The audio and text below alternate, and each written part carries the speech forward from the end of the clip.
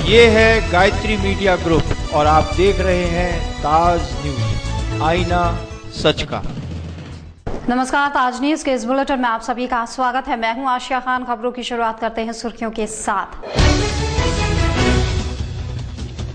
थाना सिकंदरा इलाके के बजरंग नगर में हुआ हादसा, ट्रेन की चपेट में आने से एक व्यक्ति की हुई मौत।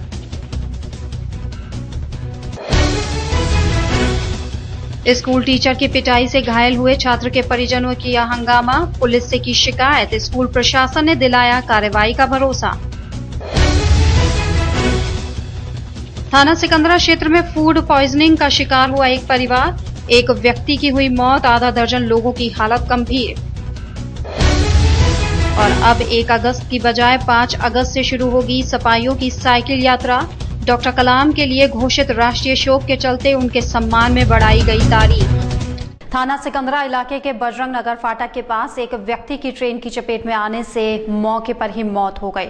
सूचना मिलते ही पुलिस मौके पर पहुंच गई, जिसने शव को कब्जे में लेकर पोस्टमार्टम गृह भेज दिया। गुरुवार देर शाम थाना सिकंदरा इलाके के बजरंग नगर फाटक के पास एक व्यक्ति ट्रेन की चपेट में आ गया, जिससे उसकी मौके पर ही मौत हो गई।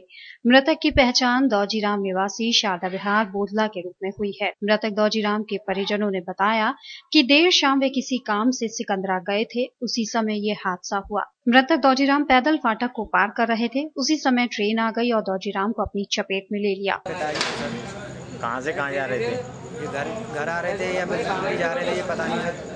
अच्छा, कहाँ रहते हैं भैया? बोधला। किस जगह एक्सीडेंट हुआ है? सिकंदरा। सूचना मिलने पर पुलिस मौके पर पहुंच गई, जिसने शव को कब्जे में लेकर पोस्टमार्टम गृह भेज दिया। थाना इत्मादौला के कालिंदी विहार में सुबह उस वक्त बड़ा हादसा हो गया जब एक ही मोटरसाइकिल पर 2 बच्चों को लेकर जा रहे मोटरसाइकिल सवार को पानी के टैंकर ने चपेट में ले लिया। इस हादसे में 7 वर्षीय बच्चे की मौके पर ही मौत हो गई, जबकि पिता और पुत्री गंभीर रूप से घायल हैं, जिन्हें इलाज के लिए निजी अस्पताल में भर्ती करा दिया गया है। ताजनगरी आगरा के थाना इत्मादौला इलाके के कालिंदी विहार में एक पानी के टैंकर ने स्कूल से बच्चे लाते समय बाइक सवार पिता पुत्र और 8 साल की बेटी को रौंद दिया, जिसमें 7 साल के रजत की मौत हो गई। दरअसल पशु चिकित्सक संतोष उपाध्याय अपने बेटे और बेटी को बाइक से घर ला रहे थे कि घर से कुछ दूर पहले ही पानी के टैंकर ने उन्हें चपेट में ले लिया और रौंद दिया, जिसमें मासूम रजत की मौके पर ही मौत हो गई और पिता और बेटी गंभीर रूप से घायल हो गए, जिन्हें उपचार के लिए निजी अस्पताल में भर्ती कराया गया है। इस घटना के बाद टैंकर चालक मौके से फरार हो गया। छुट्टी के टाइम 1:30 बजे करीब लौटते आ रहे, पापा इनको लेके आ रहे बाइक पे। ये बच्चा आगे बैठा हुआ था, इसका डेथ हुई है और स्पॉट, और लड़की पीछे बैठी थी, उसके पैर में चोट आई है। ये ऐसा हुआ, ये साइड से आ रहे थे और आगे से टैंकर आ रहा था, वो मोबाइल पे बात कर रहा था, बता रहे हैं, वो आके उसने टक्कर मार दी। बाइक पर भाई बहन कौन कौन आ रहा है? भाई बहन दोनों आ रहे? हाँ, भाई बहन आ रहे। तो बड़ा वाला लड़का वो साइकिल से लगा रहा था। तो भाई की मौके पर मौत हो गई, बहन घायल है? हाँ बिल्कुल। क्या चोट कहाँ है? पैर में चोट लगी आपको? जी जी। वहाँ तो 1:30 बजे करीब छुट्टी है के बच्चा आ रहा जी। बाइक पे उसके पापा लेके आए मोटरसाइकिल पे जी। टैंकर वाले ना पीछे तो हम आर दे टैंकर में बच्चा पीछे बैठू, बच्चा वहाँ स्पोर्ट खत्म है तुरंत। अच्छा, बच्चा कौन सी क्लास में था? बच्चा शायद 5वीं। क्या नाम है बच्चे का? बच्चे के पिता क्या है, क्या काम करते हैं? संतोष उपाध्याय, वो डॉक्टर है, पशु विभाग में डॉक्टर। क्या टैंकर चालक को पकड़ लिया मौके से? नहीं, वो भाग गया, अभी ना पकड़ा। भाग गया है वो। बच्चे की मौके पर ऑन स्पॉट मृत्यु हो गई है। हाँ, बच्चा खत्म। थाना न्यू आगरा के कमला नगर में एक प्रतिष्ठित स्कूल में छात्रों द्वारा क्लास में टीचर से जब सवाल पूछा गया तो उससे नाराज हुए टीचर ने छात्र की पिटाई लगा दी, जिससे छात्र के कान का पर्दे पर चोट आ गई। परिजनों को जैसे ही इसकी जानकारी हुई, जिसने परिजनों ने टीचर की शिकायत थाना पुलिस से की है। अब स्कूल प्रबंधन आरोपी टीचर के खिलाफ कार्रवाई की बात कर मामले को साधने की कोशिश कर रहा है। घटना थाना न्यू आगरा क्षेत्र में कमलानगर स्थित एक स्कूल की है, जहां एक अध्यापक के बेरहमी का मामला सामने आया है। सुमित राहुल सेकेंडरी स्कूल में पढ़ने वाले कक्षा 12वीं के छात्र समर सिंगल की उसके सब्जेक्ट टीचर मोहित जैक्सन ने इसलिए जमकर पिटाई कर दी क्योंकि छात्र ने उससे सवाल कर दिया। अध्यापक को ये बात नागवार गुजरी और उसने छात्र की पिटाई कर दी। पिटाई के दौरान इस छात्र के कान के नीचे चोट लगने से कान का पर्दा डैमेज हो गया।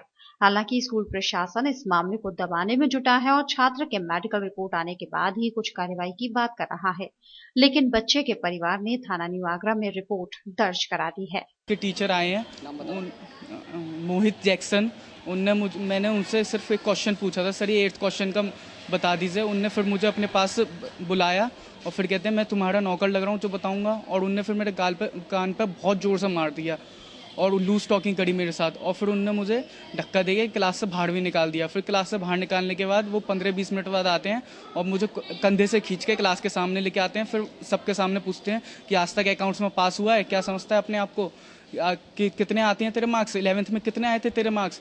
और उनने प्रिंसिपल सर से भी झूठ बोल दिया था। जब आपके कान पे उन्होंने थप्पड़ मारा तो आप इस समय डिस्ट्रिक्ट हॉस्पिटल में मौजूद थे, क्यों? क्योंकि मेरे कान में बहुत दर्द हुआ था उस समय सुनाई नहीं दे रहा था, और अब भी मेरे कान में बहुत दर्द हो रहा है और सुनाई नहीं दे रहा। बच्चे को मारा था, तो फिर जैसे ही मुझे बात पता चली तो मैं बच्चों से पूछा, बच्चे ने मुझे बताया सर मुझे एक चांटा मारा है, तो मैंने बच्चे को समझाया भी। उसके बाद में कहा फिर बच्चा चला गया। फिर जैसे ही आज सुबह मुझे पता चला तो मैंने जस्ट आफ्टर असेंबली मतलब टीचर को स्कूल से निकाल दिया है। और हमारे स्कूल का ये रूल है कि कोई टीचर बच्चे को मारता है तो हम टीचर को स्कूल से निकाल देते हैं। और मैं व्यक्तिगत मना भी करता हूँ कि आप कोई भी टीचर किसी बच्चे को मारेगा नहीं। थाना सिकंदरा के रुनकता क्षेत्र में उस वक्त सनसनी फैल गई जब खाना खाने के बाद एक ही परिवार के तकरीबन 1 दर्जन लोगों की तबीयत अचानक बिगड़ गई, जिन्हें इलाज के लिए एसएल मेडिकल में भर्ती कराया गया है। तबीयत बिगड़ने से एक व्यक्ति की मौत भी हो गई है। आगरा के थाना सिकंदरा क्षेत्र में खाना खाने के बाद 16 से ज्यादा लोगों की तबीयत बिगड़ गई। इस घटना में एक व्यक्ति की मौत हो गई, जबकि अन्य लोगों का एसएल मेडिकल कॉलेज में इलाज चल रहा है। मामला सिकंदरा थाना क्षेत्र के रुनकता का है। यहाँ दाल चावल खाने के बाद सभी लोग सो गए। अचानक उल्टी दस्त की वजह से लोगों की तबीयत बिगड़ने लगी। जब तक पीड़ित को समझ पाते इससे पहले ही इलाज नहीं मिलने की वजह से एक व्यक्ति की मौत हो गई। वहीं 7 लोगों का अस्पताल में इलाज चल रहा है। अन्य की हालत अब सामान्य है। डॉक्टर्स के मुताबिक पीड़ितों की हालत खतरे से बाहर है। फूड पॉइजनिंग के शिकार सभी लोग उड़ीसा के रहने वाले हैं और रुनकता इलाके में रहकर काम करते हैं। इस संबंध में जो मैंने मौके पर जाकर के देखा है हमारा अपने वार्ड में, तो कुल 7 लोग आए हैं और इनसे सभी लोग वर्तमान में सभी लोग होशाहवास में हैं, पूरा वाकया बता रहे हैं। और उसमें 1-2 स्टार्टिंग में सीरियस थे तो दवा लगने से वो सब सही हो गए हैं। जनकपुरी और राम बारात को लेकर जिला प्रशासन ने दोनों कमेटियों के साथ बैठक कर बनाई रूपरेखा, जिसमें इन महत्वपूर्ण आयोजनों की तैयारियों के संबंध में सुझाव मांगे गए।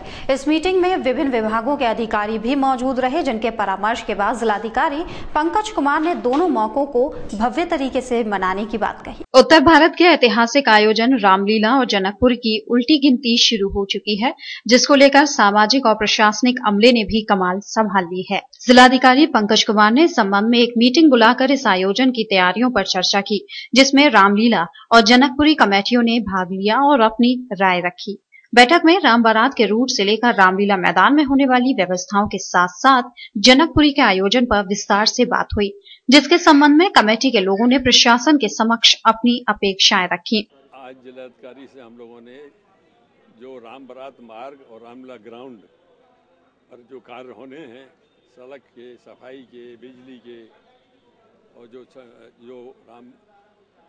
वहाँ पर रामलीला ग्राउंड पे जो क्षतिग्रस्त हो गई है जगह, उसको ठीक कराने के लिए बारे में ये सब एक मेमोरेंडम उनको दिया है। जबकि मीटिंग में सबकी बात सुनने के बाद जिलाधिकारी पंकज कुमार ने आगरावासियों को भरोसा दिलाया कि कार्यक्रम के लिए सभी जरूरी इंतजाम कराने के लिए विभागों को निर्देशित कर दिया गया है। देखिए, जैसा कि आप जानते हैं कि रामलीला आपके यहाँ बहुत भव्य रूप से मनाई जाती है और आगरा की रामलीला बड़ी पुरानी और बहुत ही फेमस और महत्वपूर्ण रामलीला मानी जाती है। आज उसकी बैठक थी हमारी पहली। हम लोग जनकपुरी और रामलीला की कॉमन बैठक करते हैं। पूरे प्रशासन के सभी अधिकारियों को उसमें बुलाया जाता है। कोशिश ये की जाती है कि जितनी व्यवस्था हम लोग कर सकते हैं उसको बहुत बेहतर बना सके। गौरतलब है कि इस बार जनकपुरी का आयोजन गांधीनगर क्षेत्र में होगा, जबकि रामलीला परंपरागत तरीके से रामलीला मैदान में आयोजित की जाएगी। इस कार्यक्रम को लेकर बुलाई गई पहली बैठक में संबंधित विभागों के सख्ती से निर्देश दिए गए। आने वाली 13 तारीख को जिनकी फिर से मॉनिटरिंग होगी। प्रदेश सरकार की जन कल्याणकारी नीतियों को जन जन तक पहुंचाने के उद्देश्य से प्रदेश भर में आगामी 1 अगस्त से होने वाली साइकिल यात्रा को पूर्व राष्ट्रपति के निधन के चलते घोषित हुए 7 दिन के राष्ट्रीय शोक के चलते 5 अगस्त तक आगे बढ़ा दिया गया है। ये जानकारी देते हुए जिलाध्यक्ष ने बताया कि अब हाईकमान से मिले आदेश के बाद साइकिल यात्रा 5 अगस्त से शुरू होकर 13 अगस्त तक चलेगी। प्रदेश की सत्ता में बने रहने के लिए समाजवादी पार्टी आगामी विधानसभा चुनावों की तैयारियों में अभी से जुटने जा रही है। जिसके चलते प्रदेश सरकार द्वारा जनहित में चलाई जा रही जन कल्याणकारी योजनाओं को जन जन तक पहुंचाने के लिए साइकिल यात्रा का आह्वान किया था, जिसका आयोजन 1 अगस्त से शुरू होकर 13 अगस्त तक चलना था। लेकिन पूर्व राष्ट्रपति डॉक्टर APJ अब्दुल कलाम की मृत्यु के बाद 7 दिन का राष्ट्रीय शोक होने के चलते साइकिल यात्रा को स्थगित कर दिया गया है, जिसकी जानकारी देते हुए सपा जिलाध्यक्ष राम सहाय यादव ने बताया कि पार्टी आला कमान ने आए आदेशों के तहत अब साइकिल यात्रा की तिथि में परिवर्तन किया गया है, जो कि अब 5 अगस्त से शुरू होकर 13 अगस्त तक चलेगी। सभी को आह्वान करता हूं और उन्हें निवेदन करता हूं कि अब तैयारी वो 5 तारीख की पूरी कार्यालय के लिए कर लें।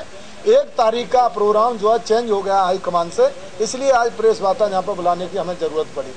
मीडिया प्रभारी हमारे जब पूर्व में जो है अमित शर्मा देख रहे थे, आज मीडिया प्रभारी हमने जो है नियुक्त जो है दलीप सिंह को जो है बना दिया गया है और उसका जो है पूरी रूपरेखा आज जो है चेंज करके ना ये सारी जिम्मेदारी इन लोगों को दे दी है और साथ साथ हमारे जो है लक्ष्मी नारायण वर्मा भी उनका सहयोग करेंगे।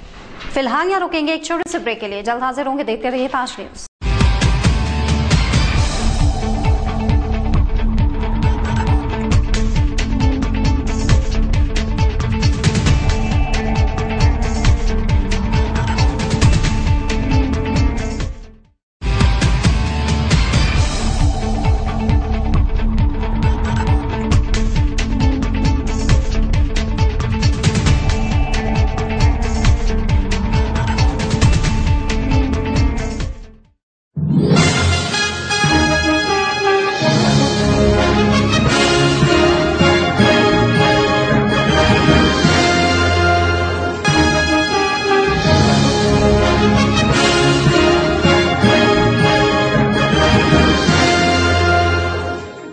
ज्वेलरी मिलने का विश्वसनीय स्थान। हमारे यहाँ आपको gold, hallmark certificate gold jewellery नए कलेक्शन के साथ उपलब्ध मिलेगी।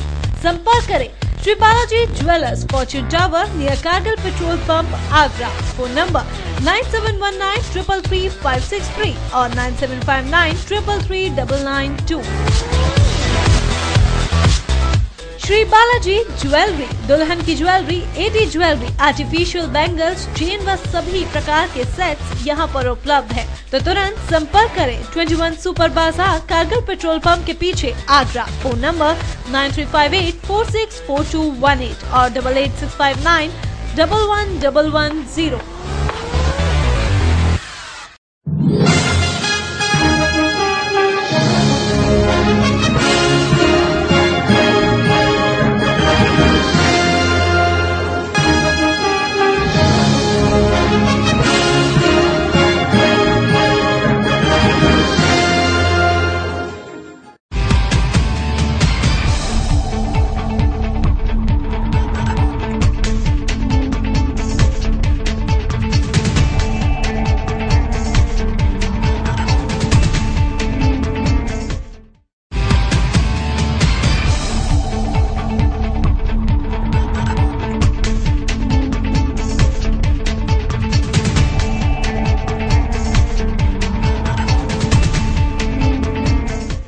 ब्रेक के बाद स्वागत है, देखते हैं अगली खबर।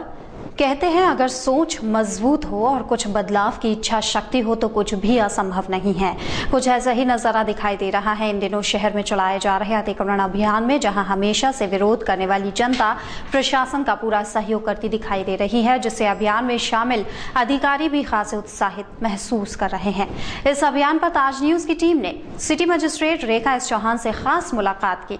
सुनिए उनके अनुभव और जनता के मिल रहे सहयोग पर वो भी उनका धन्यवाद देती नजर आए। देखिए ताज न्यूज की यह खास रिपोर्ट। है कि आसमान में छेद नहीं हो सकता। शायर कहते हैं कि एक पत्थर तो जरा तबीयत से उछालो, और फिलहाल कुछ ऐसा ही दिखाई दे रहा है पिछले 1 महीने से शहर में चलाए जा रहे अतिक्रमण अभियान के दौरान। हमारे साथ खुद मौजूद हैं रेखा एस चौहान, जो इस पूरे अतिक्रमण अभियान को खुद देख रही है और पूरे शहर में जाकर अलग अलग लोगों से बात कर रही है और अतिक्रमण को चला रही है। आइए बात करते हैं रेखा चौहान से।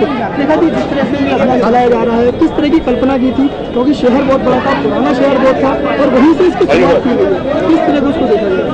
हम लोगों ने यही प्लानिंग की कि जो पुराने मार्केट्स हैं आगरा के, जहां लोग जाने से कतराते हैं, उन सड़कों को हम लोगों ने चूज़ किया कि हम लोग सबसे पहले उन सड़कों को लेंगे। और इसी के तहत एक प्लानिंग तैयार की गई कि नगर निगम पहले अपनी चिन्हित कर लें, और उसमें नगर निगम द्वारा एक 34 सड़कों का एक कार्य योजना तैयार की गई, जिसको हम लोगों ने बैठ करके फाइनल किया, उसमें डेट्स लगाई। और हम लोगों का सितंबर तक का ये एक अभियान है और लगभग 1 माह पूरा हो रहा है और बहुत सफलता से ये अभियान चल रहा है। लोगों का समर्थन है, लोग 100% लोग इसका समर्थन दे रहे हैं और बहुत अच्छा एक माहौल है। नाला नाली सरकारी ज़मीन सब हम लोग इसको खाली करा रहे हैं। जब अभियान चलाया जाता है तो देखने में आता है सबसे पहला विरोध जो करते हैं वो व्यापारी करते हैं, या जिसके पास हम जाते हैं वो लोग सबसे पहला विरोध करते हैं। लेकिन इस बार देखने में आ रहा है कि व्यापारी पूरी तरह से सहयोग कर रहे हैं, कहीं भी किसी तरह की कोई विरोध की आवाज नहीं उठ रही। क्या लगता है, ये प्रशासन की जो मंशा थी कहीं ना कहीं चरितार्थ हो रही?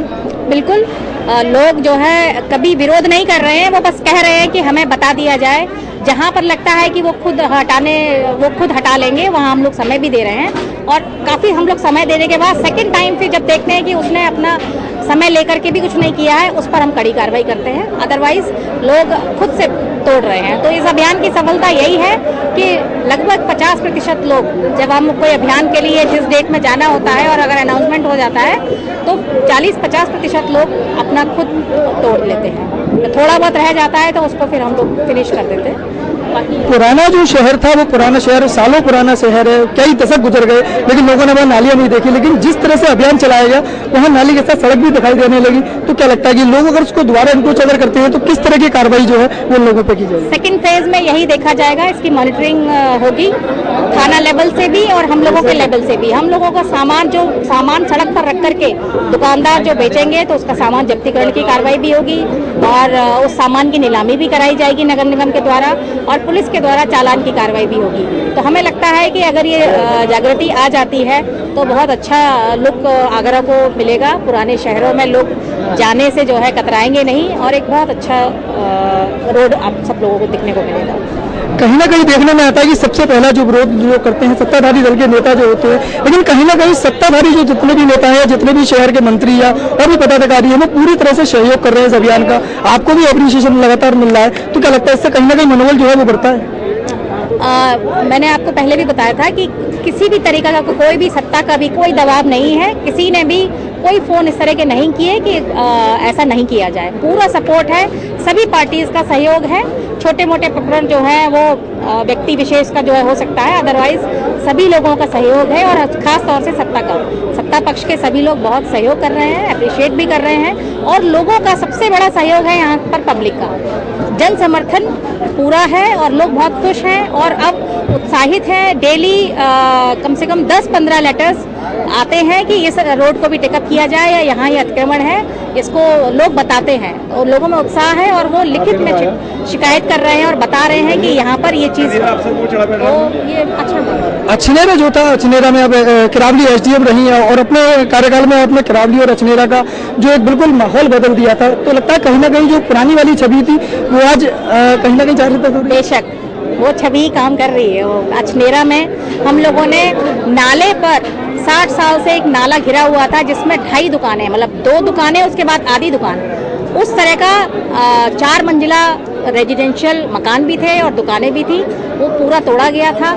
उस समय तो विरोध भी हुआ था, लेकिन आज देखिए वहाँ पर इतना चौड़ा हो गया है। वही छवि जो है यहाँ काम कर रही है।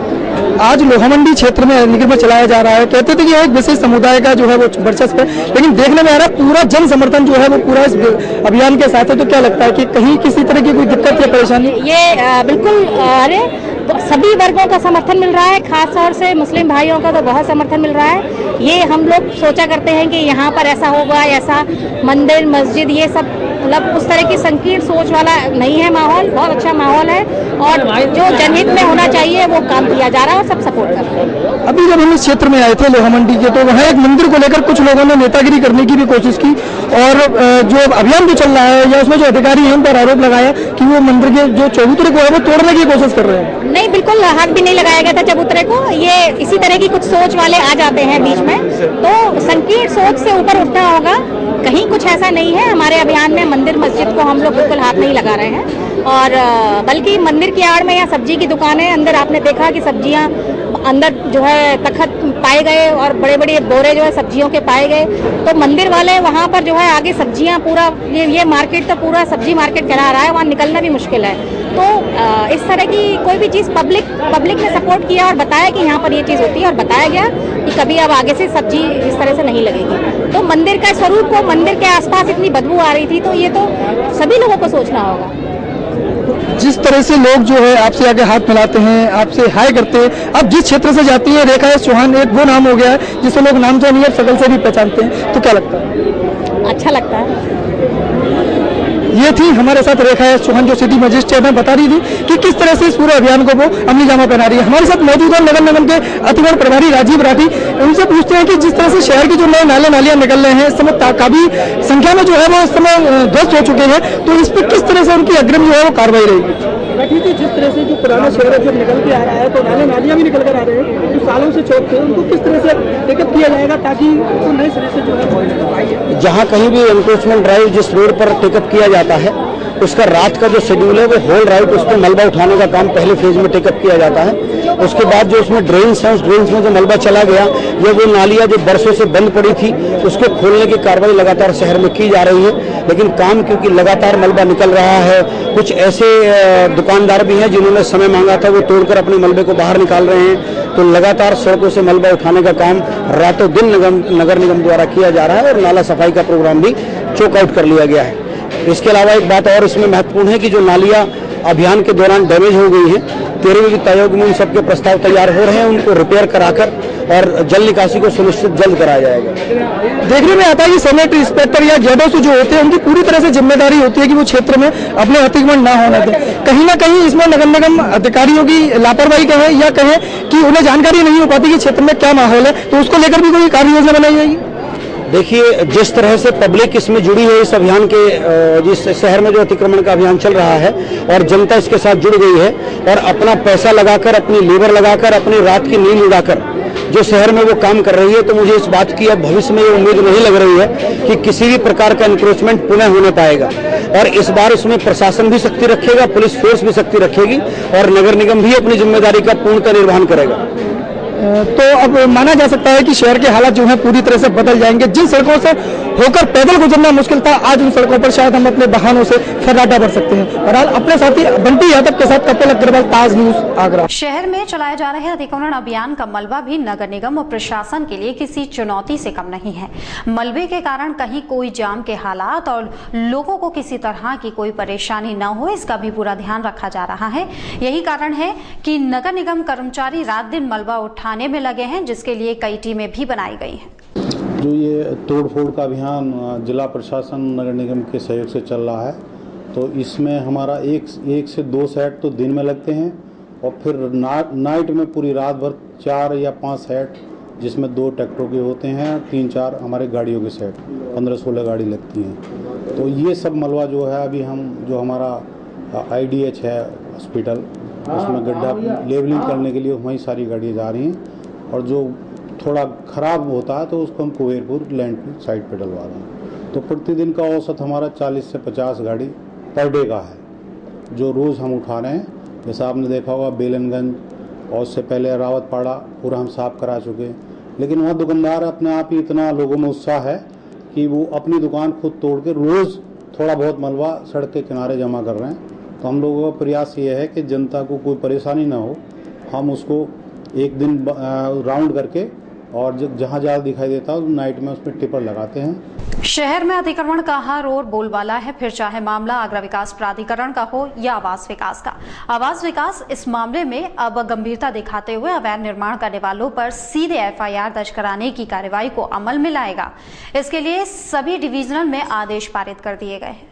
हमने अभी अपने खंडों को निर्देशित किया है कि वो भी अवैध निर्माण से संबंधित अपने अभिलेख पूरे कर लें और हफ्ते 10 दिन के अंदर अपनी रिपोर्ट सबमिट करें, जिससे कि परिषद अपनी योजनाओं में अवैध निर्माण से संबंधित अभियान चलाया जा सके शासन के साथ मिलकर। उसमें शासन स्तर से भी हम कार्रवाई कर रहे हैं कि डिमोलिशन की पुलिस फोर्स मिले और साथ में सीलिंग करने की भी कार्रवाई के लिए अप्रोच की जा रही है कि अगर वो पावर मिल जाती है तो वो कार्रवाई कराई। बहुजन समाज पार्टी के नेताओं ने वॉलंटियर फोर्स को बताया पार्टी का महत्वपूर्ण अंग, जिन्होंने संगठन के सभी कार्यकर्ताओं को पूरी जिम्मेदारी से काम करने के लिए जागरूक किया। बसपा के मंडल कोऑर्डिनेटर आजाद सिंह और विक्रम सिंह के मुताबिक 2017 में आने वाले चुनाव में उनकी अहम भूमिका होगी। आगरा में बहुजन समाज पार्टी के नेताओं का पार्टी छोड़ने का सिलसिला बेशक ना थम रहा हो, पर इस सबसे बेपरवाह अपने मिशन को सफल बनाने की तैयारियों में लगे हुए हैं, जिसके नेता नीली खेमे के साथ साथ उसके अनुषंगिक संगठनों पर भी खासा जोर दे रहे हैं। इसी क्रम में पार्टी के पदाधिकारियों ने छिपीटोला सामुदायिक केंद्र में बहुजन वॉलंटियर फोर्स की एक बैठक बुलाई और उसके जवानों का मनोबल बढ़ाया। पार्टी के मंडल कोऑर्डिनेटर्स के साथ साथ जिलाध्यक्ष डॉक्टर मलखान सिंह व्यास ने बताया कि वो बीएसपी का महत्वपूर्ण अंग है। आगामी चुनाव में जिन पर बड़ा दारोमदार रहेगा। जो हमारे जो कार्यक्रम होते हैं बहन कुमारी मायावती जी की, जो भी हमारी मीटिंग होती है, तो इनकी सुरक्षा की व्यवस्था इन साथियों की होती है। तो इन साथियों को बहन कुमारी मायावती जी के आदेश पर हम लोगों ने सेक्टर पर 5 साथियों को लगाया है। उन 5 साथियों की सेक्टर की हम प्रत्येक माह समीक्षा करते हैं। पहले तो विधानसभा वाइज इनकी समीक्षा की जाती है, विधानसभा वाइज, फिर जनपद वाइज, फिर हमारे जोनल कोऑर्डिनेटर सीनियर हमारे जो कोऑर्डिनेटर हैं वो इसको समीक्षा को द्वारा से देखते हैं। तो पूरी संगठन को जहाँ तक आगे ले जाने क्या इनका योगदान रहता है? और संगठन में इनका योगदान इतना रहता है कि जब हमारे वोट डाले जाते हैं तो वोट पड़ते समय भी ये बूथों पर ध्यान देते हैं, सेक्टर पर ध्यान देते हैं। इस साथियों की जिम्मेदारी ये होती है कि अधिक से अधिक वोट वाले दिन साथियों को बूथ स्थल तक लेके आए और वहाँ तक वोट डाल। कहने को ताजमहल को कमाई के मामले में सोने की चिड़िया कहा जाता है। यहाँ हर रोज आने वाले हजारों पर्यटकों से सरकार की खूब कमाई होती है। वहीं दूसरी ओर हाल ही में केंद्रीय पर्यटन मंत्री महेश शर्मा ने संसद में ताजमहल से कमाई कम और खर्चा ज्यादा होने की बात कही है। कहीं ये वजह टिकट के पैसे में हो रहे बंदरबाट की तो नहीं है। एक ओर ताजमहल अपनी खूबसूरती के लिए दुनिया भर में जाना जाता है, तो दूसरी ओर अब तक सरकार के लिए ये किसी सोने की चिड़िया से कम नहीं था, क्योंकि हर दिन ताजमहल से भारत को लाखों रुपए के राजस्व की प्राप्ति होती है। पर हाल ही में केंद्रीय पर्यटन मंत्री महेश शर्मा के संसद में आए बयान से लोग अचंभित रह गए हैं। गौरतलब है कि पर्यटन मंत्री ने मानसून सत्र में ताजमहल से कमाई कम और खर्चा ज्यादा होने की बात स्वीकारी है। इसकी एक वजह टिकट से आने वाली कमाई का बंदरबाट भी है। टिकट से मिलने वाला पैसा एएसआई के साथ राज्य सरकार के अधीन आगरा विकास प्राधिकरण को भी जाता है। तो वहीं ताजमहल की सुरक्षा समेत रखरखाव की जिम्मेदारी केंद्र सरकार के अधीन है। यही वजह है कि मोदी सरकार को संगमरमरी इमारत अब घाटे का सौदा नजर आने लगी है। हाल ही में केंद्र सरकार ने पर्यटकों की सुविधा के लिए ताजमहल में फ्री वाईफाई की सुविधा भी मुहैया कराई थी, लेकिन सैलानियों को इस सुविधा का कुछ अधिक लाभ नहीं मिल पा रहा है। अब इससे प्रचार प्रसार की कमी कहें या विभागीय अनदेखी कि आज शायद ताज दीदार को आने वाले किसी भी सैलानी को फ्री वाईफाई की जानकारी नहीं है, जिससे कहीं न कहीं विभाग के लिए वाईफाई भी घाटे का सौदा बनता जा रहा है। वैसे विभागीय पुष्टि के अनुसार ताज नगरी में पर्यटक कम नहीं हुए हैं। टिकटों की रीसेलिंग के कारण आंकड़ा घट गया है और वो इसकी जांच कराने जा रही है। इसकी जांच आने से स्थानीय स्तर पर खलबली मची हुई है। गौरतलब है कि पूर्व में ताज सहित सभी स्मारकों पर जमकर रीसेलिंग का खेल चलता था, लेकिन कुछ अरसे से विभाग ताज पर रीसेलिंग न होने का दावा कर रहा है। सूत्रों के मुताबिक केंद्रीय मंत्री की बात से अधिकारी भी हैरान और परेशान हैं।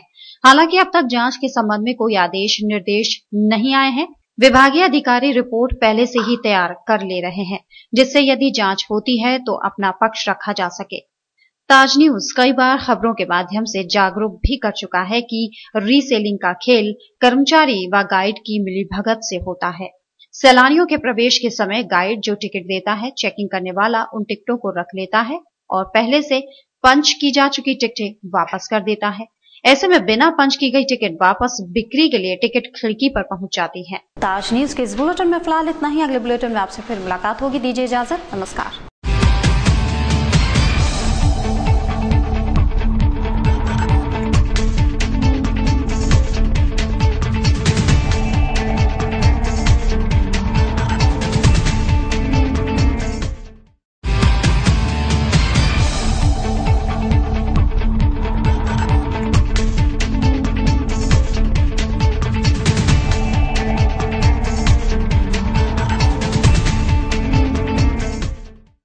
ये है गायत्री मीडिया ग्रुप और आप देख रहे हैं ताज न्यूज, आईना सच का।